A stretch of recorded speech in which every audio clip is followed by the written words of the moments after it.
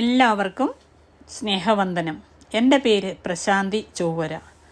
ഇന്ന് ഞാനിവിടെ പറയാൻ പോകുന്നത് പാർവതി ദേവി അന്നപൂർണ ദേവി ആയി മാറിയത് എങ്ങനെയാണ്.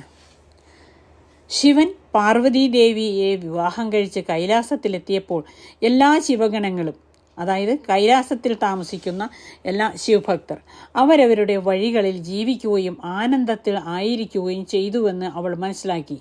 ചിലർ ധ്യാനിക്കും, മറ്റു ചിലർ അവരുടെ ജോലി ചെയ്യും, ചില സാധനങ്ങളിൽ ആത്മീയ ആചാരങ്ങളിൽ തിരക്കിലായിരിക്കും.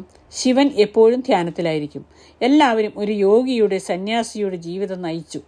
ആരും പരിചരണം, ശുചിത്വം, ഭക്ഷണം എന്നിവയെക്കുറിച്ച് ശ്രദ്ധിച്ചില്ല. അവരെല്ലാം അവിവാഹിത ജീവിതം നയിക്കുകയായിരുന്നു. ഇതെല്ലാം കണ്ട് പാർവതി ദേവി അത്ഭുതപ്പെട്ടു.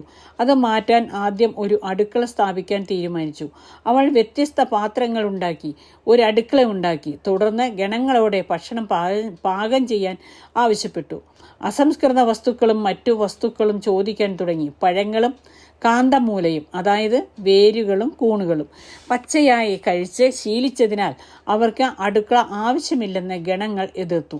സാധനങ്ങളിലെ മാറ്റങ്ങൾ ഗണത്തിൽ സന്തുഷ്ടരായിരുന്നില്ല. പക്ഷേ പാർവതീദേവി എല്ലാവർക്കും പാകം ചെയ്തു ഭക്ഷണം ഉണ്ടാക്കാൻ നിർബന്ധിച്ചു. പാചകം തുടങ്ങിയപ്പോൾ പലതരം ശബ്ദങ്ങൾ ഉയർന്നു. ഗണങ്ങളുടെ മുറുമുറുപ്പും പാചക ശബ്ദവും ശിവന്റെ ധ്യാനത്തെ അസ്വസ്ഥമാക്കി. എന്താണ് സംഭവിക്കുന്നതെന്ന് കാണാൻ വന്നപ്പോൾ ശിവന് പോലും അടുക്കളയുടെ ആവശ്യമില്ലെന്ന് തോന്നി. അടുക്കള വേണ്ട എന്ന ആഗ്രഹം അദ്ദേഹം പാർവതീദേവിയോട് പറഞ്ഞപ്പോൾ, നിങ്ങൾക്ക് ഉറപ്പാണോ എന്ന് ദേവി ചോദിച്ചു. അതെ, എനിക്ക് ഉറപ്പാണ്, ശിവൻ മറുപടി പറഞ്ഞു. ശരി, നമുക്ക് നോക്കാം എന്ന് പറഞ്ഞ് പാർവതീദേവി അവിടെ നിന്നിറങ്ങിപ്പോയി. പ്രകൃതിയുടെ സൃഷ്ടിയുടെ മൂർത്തിഭാവമാണ് പാർവതീദേവി. നമുക്ക് കാണാൻ കഴിയുന്ന, മണക്കാൻ കഴിയുന്ന, സ്പർശിക്കാൻ കഴിയുന്ന, അനുഭവിക്കാൻ കഴിയുന്ന എല്ലാ കാര്യങ്ങളിലും അവൾ പ്രകടയാണ്.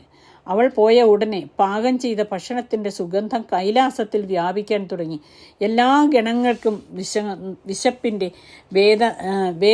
വേദനയുടെ അനുഭവിക്കാൻ തുടങ്ങിയപ്പോൾ ശിവനും അതേപോലെ അനുഭവിക്കാൻ തുടങ്ങി. കാരണം തൻ്റെ ഭക്തർക്ക് അനുഭവപ്പെടുന്നത് ഭഗവാന് അനുഭവപ്പെടുന്നു.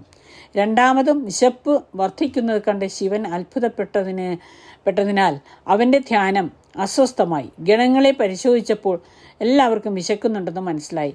എന്നാൽ അവർ അടുക്കളയിലേക്ക് പോയപ്പോൾ അവിടെ ഭക്ഷണമൊന്നും ഇല്ലെന്ന് അവർക്ക് മനസ്സിലായി. കരുണയുടെ മൂർത്തിഭാവമാണ് ശിവൻ.